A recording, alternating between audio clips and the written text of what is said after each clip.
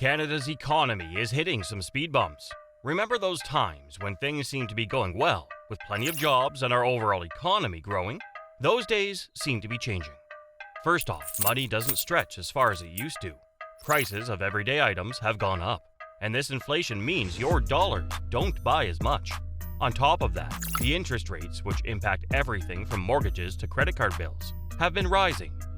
These higher rates are hitting household budgets hard. The inflation rate in the country has been above the Bank of Canada's target range and is expected to remain so until 2023, impacting customer purchasing power significantly. Mike von Massow, a savvy food economist from the University of Guelph, shared some insights with Global News this Tuesday, shedding light on the recent ease in grocery store price growth. This isn't a mere stroke of luck, but a trend he saw coming and anticipates will stick around. The hefty grocery price tags we saw escalating last year are now taking a dip as they phase out of the annual inflation equation. Plus, as the late summer breezes into early fall, food costs naturally tend to chill out a bit. Here's where it gets a bit concerning. Recent reports show that our economic growth slowed down and even shrank a bit during a few months this year. In simpler terms, the overall wealth and productivity of our country took a step back. Next week, we are expecting more updates, and some experts predict the numbers might not look so rosy for July and August. Despite some concerns, Canada entered 2023 on a better footing than many of its peers. But warnings from the Bank of Canada about the possibility of a couple of quarters of negative growth in 2023 have been issued. The GDP growth is pegged at 0.5% for 2023. Now, it's not all doom and gloom. Some of these issues come from specific events, like strikes at major ports in British Columbia or the disruptive wildfires. But even before these incidents, signs were showing that Canada's economic wind was slowing down.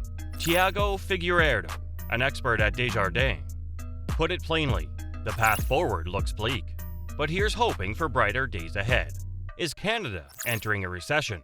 When a country's economy shrinks for 2 straight quarters, it's often called a recession. And guess what? Canada might be on a different path, but Frances McDonald from Manulife Investment Management has a different take. Instead of fussing over labels, she says we should think about how this will affect everyday folks. In her chat with CBC News, she mentioned that even if we dodge the recession label, many Canadians will still feel the pinch for quite some time. Alright, let's lay out the economic situation in simple terms. Picture Canada's economy as a giant ship. And right now, there are some hidden issues below the surface. First off, you know how when you turn off a running faucet, water still drips for a bit. That's similar to the impact of interest rate changes on our economy. It doesn't show up instantly. It takes about a year and a half for the full effects to be felt. The Bank of Canada has been turning up their rates for the past 17 months, making it the quickest rate increase we've ever seen. And guess what? We haven't felt the full brunt of that change yet. The effects of these interest rate changes are likely to impact consumer spending and economic growth in the short to medium term, as they generally take between a year and 18 months to be fully felt. But wait, there's more. The pandemic twisted our shopping habits in all sorts of ways. Remember when everyone was buying gadgets, home gyms, and kitchen tools during lockdown? Fast forward, and now we're splurging on experiences like trips and dinners out. This change in spending patterns has economists scratching their heads. Recent sales data showed that we shopped more in July, but pulled back in August. However, it's tough to say if this is a regular trend or something influenced by all the pandemic changes. Speaking of spending, Robert Kavcik, an economist at BMO, points out a dilemma. On one side, people are cautious about spending because stuff's getting pricier and loans are more expensive. Yet, the Bank of Canada is wrestling with inflation, which means they're trying to control rising prices. Adding another twist to our economic tale is a massive wave of newcomers. Over 1 million people chose Canada as their new home just last year. Their presence has boosted our economy, but it's also made it hard to spot some weak areas.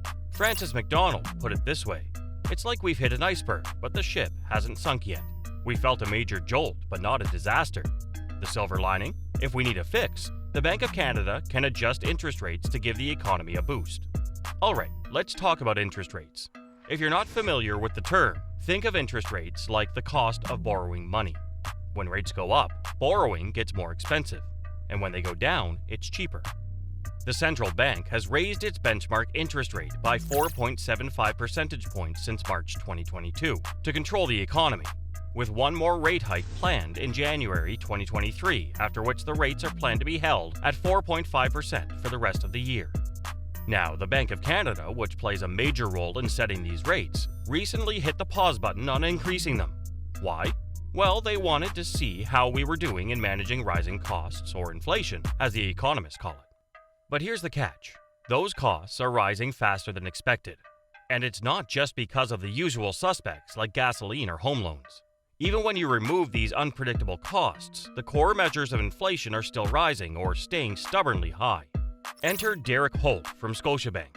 He pointed out some startling numbers. Over half of the items that make up our consumer price index, which is like a shopping basket of typical things we buy, increased by 4% in just a month when adjusted for seasonal changes. Nearly 2/3 of these items saw a rise of more than 3%. Holt finds this trend astounding. Many thought that inflation was cooling down and that only a few factors like gas and mortgage interests were driving it. But Holt is challenging this belief, calling such assumptions complete, utter rubbish.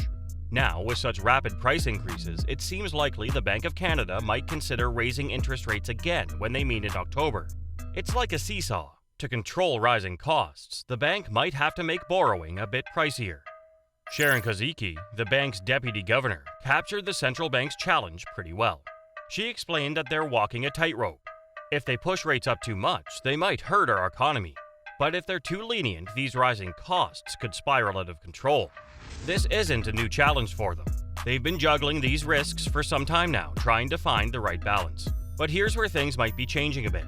Experts like Frances Donald suggest that the Bank of Canada is starting to ponder when they might need to bring rates back down. She doesn't see that happening immediately. Donald states, "We are a long way from rate cuts," but she does sense a potential shift in the future.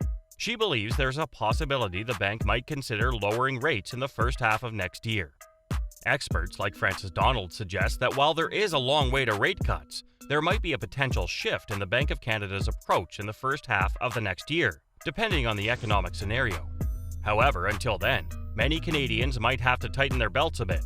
Donald commented on the challenges ahead, stating, "But for a lot of Canadians, there's a lot of pain to get through. It's like weathering a storm. We have to brace ourselves for some tough times before we see the clouds clearing up." So, amidst the rising costs and economic twirls, there's a bit of relief with falling food prices, thanks to experts like Mike von Massow. Yet, the financial fog isn't entirely lifted. As we inch towards a new year, the money dance continues, juggling between spending wisely and weathering the inflation storm. As we navigate these economic waves, the resilience of Canadians will undoubtedly be tested. But what do you think will be the key to steadying our financial ship? Is it lower interest rates, controlling inflation, or perhaps something else?